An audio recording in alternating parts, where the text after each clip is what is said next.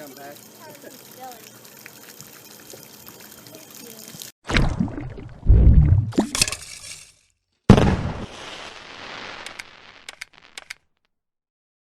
Hi YouTube, it's Tracy from Entrepreneur Girl, and this week we are starting an exciting series. We are going to be talking about online arbitrage.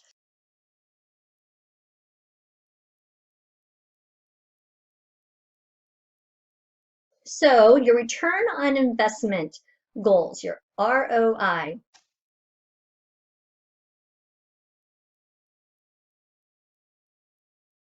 like to get 100% ROI. I mean, who doesn't really, right? But I don't expect to get it, especially online.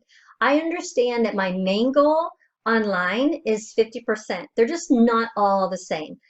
Shopping a clearance section, shopping a liquidation store, shopping a thrift store or a garage sale, it's pretty easy for me to get 100% return on my investment. But online, it's just not. Especially if you're doing things like pallets, if you're buying from 888 lots or something similar to that, then you might only make between a 30 and a 50% ROI. I've taken 40% if other factors are strongly present, like maybe there's this super low rank, I knew it was going to sell super fast. Maybe there was very little competition. So I'm willing to take, a less return because there are other favorable things happening. And it's sometimes really hard to explain this to you as a reseller because it's kind of like a moving picture. You're looking at lots of different parts on a product and you take them all into consideration and make a determination whether that is a good product. Even then, you still don't know for sure how that product is going to perform for you.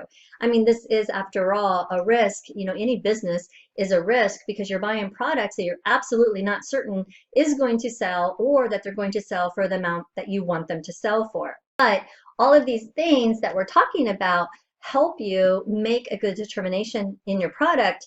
And, with experience, you start to get better and better and better at it.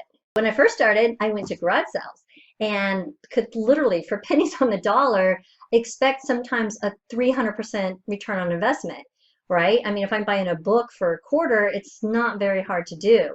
If you buy products at a liquidation store where products are deeply discounted, then I may get 100% return.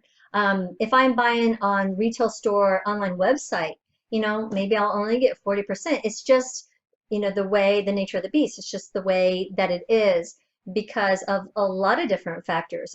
One, you're not finding as good a deals, not finding as many deeply discounted items. Secondly, you're probably not going to find anything for $1 or a quarter online. And thirdly, you have a lot more competition. Anything that you can find online, someone else can find online. So there's lots of different reasons why you can't have the same return on investment by shopping online.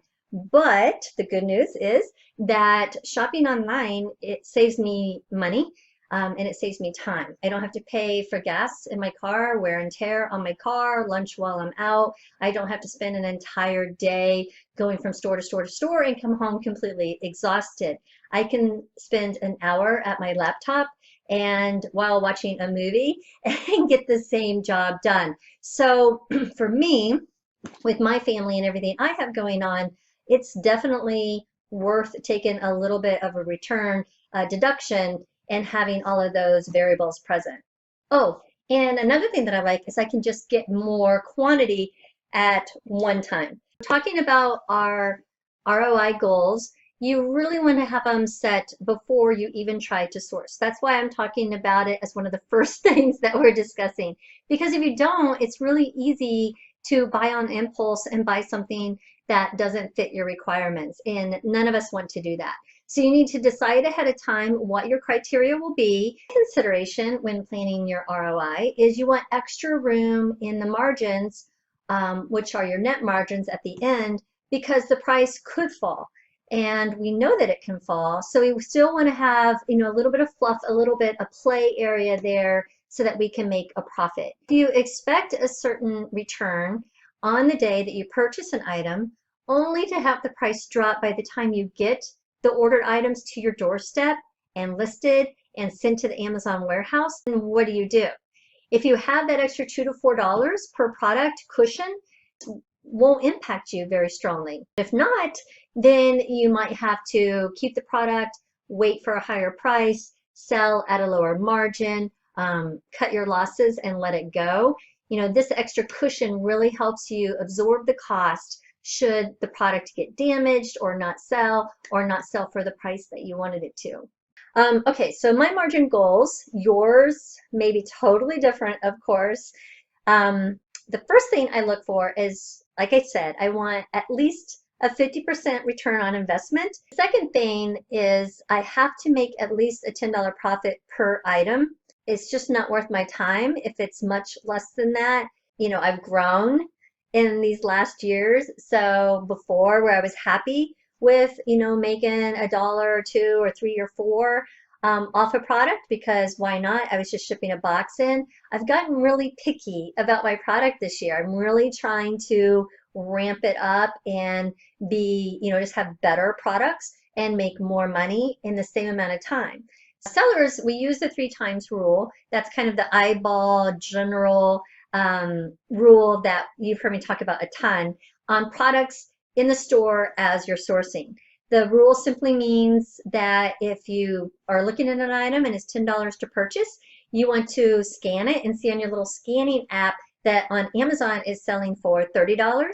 So in theory, a third of those $30 will go to fees, a third is spent on buying the product or your cost of goods, and a third is going to go into your bank account. So this ensures that in most cases, you won't take a loss on a product, because in general, the Amazon and shipping fees will be about 33% or 1/3 of a product sell price.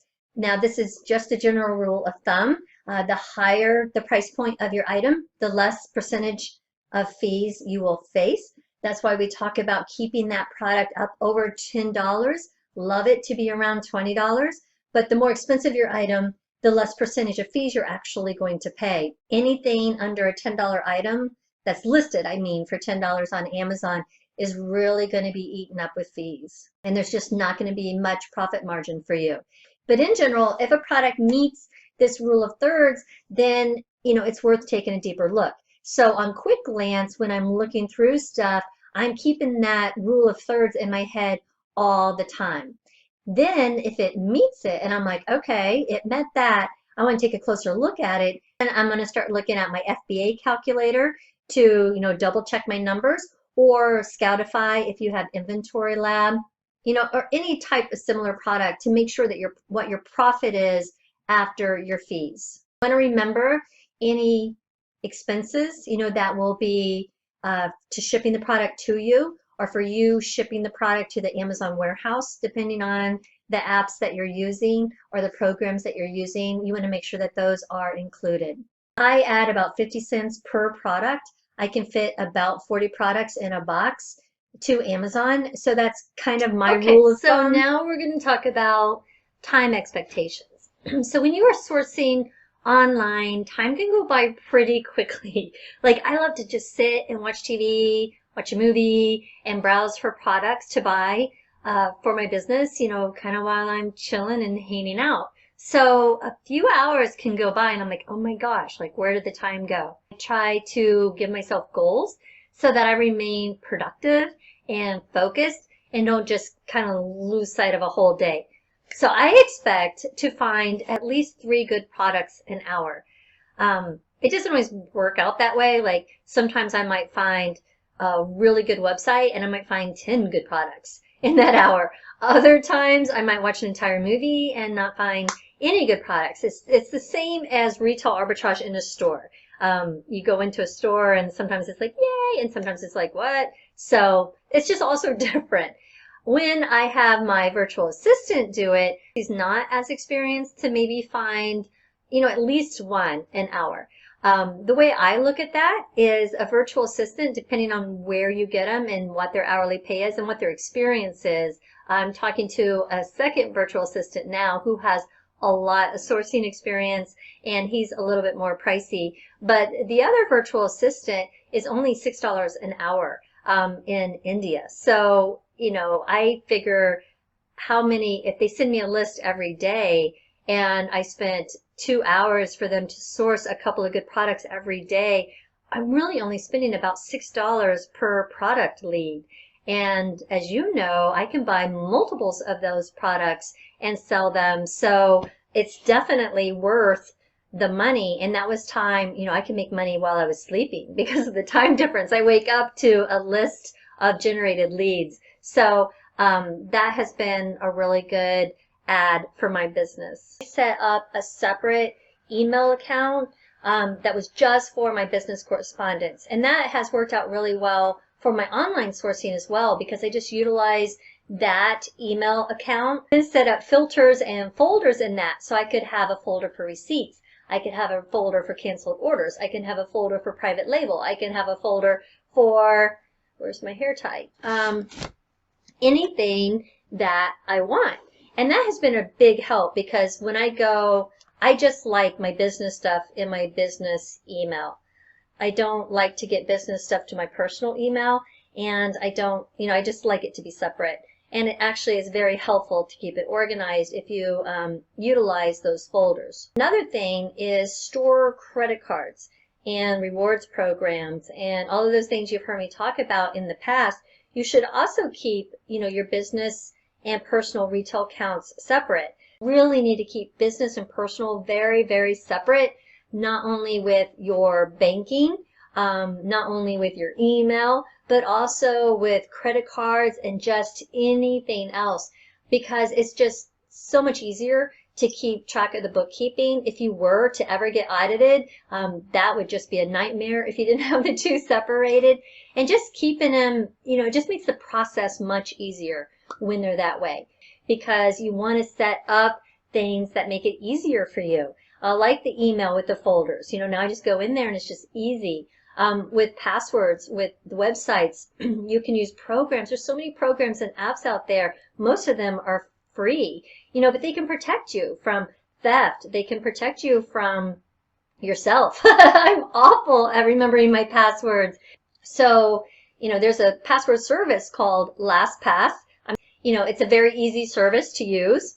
Use it with personal assistants because the program automatically fills in your passwords and the virtual assistant doesn't see the password itself. Okay, that's going to end today's video.